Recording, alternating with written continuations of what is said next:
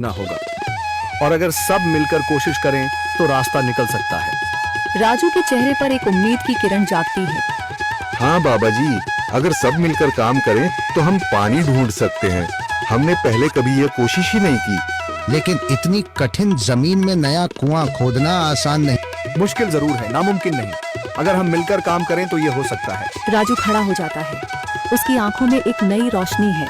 तो फिर हम कल से काम शुरू करेंगे।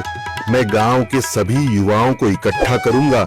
हम मिलकर नया कुआं खोदेंगे। यह कहते हुए वह शामू के साथ गांव के दूसरे युवाओं को बुलाने के लिए निकल पड़ता है।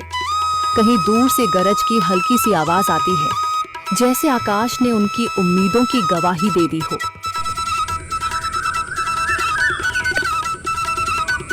अगली सुबह राजू और शामू गांव के युवाओं को इकट्ठा करने निकल पड़े। चौधरी महेश की हवेली के सामने एक भीड़ जमा है। बाबा जी, संदरी, गांव के कुछ बुजुर्ग और किसान सभी मौजूद हैं। हम हाथ पर हाथ रखकर नहीं बैठ सकते। अगर अल्लाह ने हमें हिम्मत दी है तो हमें खुद पानी के लिए मेहनत करनी होगी। हम एक नया कुआं खोदेंगे। लेकिन राजू, क्या हमें यकीन है कि वहाँ पानी मिलेगा? बेटा, पानी जमीन के अंदर होता है, बस सही जगह खोदने की जरूरत है। हमने अपने बुजुर्गों से सुना था कि पुरानी नहर के पास जमीन नरम थी, शायद वहीं पानी हो। बाबा जी सही कह रहे हैं। अगर तुम सब यह काम करने के लिए तैयार हो तो मैं अपने कुछ मजदूर भेज सकता हूँ। धन्यवाद चौधरी जी, लेकिन हम सब खुद भी मेहनत करेंगे। यह हमारे गांव के अस्तित्व की लड़ाई है। संदरी, जो अब तक चुप थी, आगे बढ़ती है। हम औरतें भी पीछे नहीं रहेंगी। हम पानी लाने की व्यवस्था करेंगी, खाना बनाएंगी, ताकि तुम सब आराम से काम कर सको। यही हिम्मत चाहिए थी संदर। पूरा गांव एक नई उम्मीद के साथ कुआं खोदने की तैयारी में जुट जाता है। दूसरी ओर कुआं खोदने का काम शुरू हो चुका है। राजू, शामू और दूसरे युवा बेलचे चलाने लगते हैं। मिट्टी बाहर निकाली जाने लगती है। तेज गर्मी के बावजूद सब पूरी हिम्मत के साथ जुटे हुए हैं।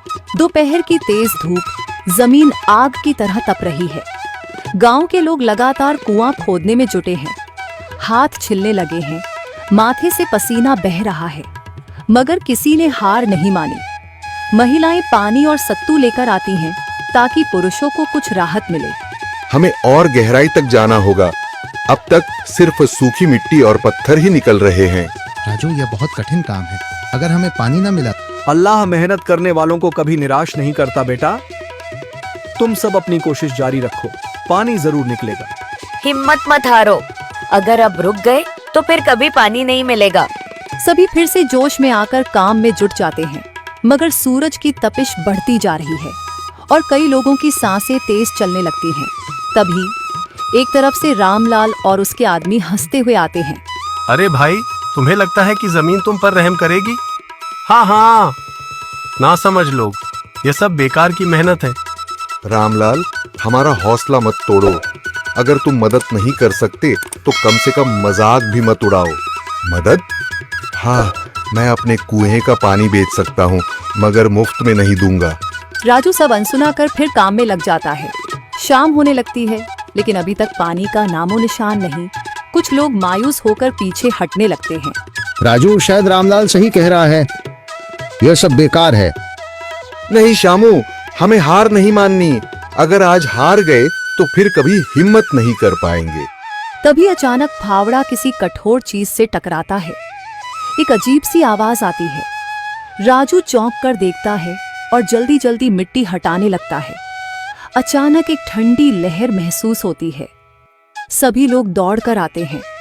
जैसे जैसे मिट्टी हटती है, नीचे से गीली जमीन नजर आने लगती है। सब हैरान रह जाते हैं। सुभान अल्लाह, मैंने कहा था ना, अल्लाह हमारी मेहनत को झाया नहीं करेगा। राजू और बाकी सभी जोर लगाते हैं। कुछ ही पलों बाद अचानक मिट्टी के नीचे से पानी की एक छोटी सी धारा फूट पड़ती है। गांव वाले खुशी से चिल्ला उठते हैं। पानी पानी निकल आया। यह अल्लाह की कुदरत है रामलाल, जिस पर तुम्हें यकीन नहीं था। पूरा गांव आनंद से झूम उठता है। लोग एक दूसरे को बधाइयां देते हैं। औरतें दुआ करने लगती हैं। कुछ दिन बीत चुके हैं। गांव वाले नए कुएं से पानी भर रहे हैं, खेतों को सींच रहे हैं और जिंदगी फिर से पटरी पर लौट रही है। मगर रामलाल अब भी अपनी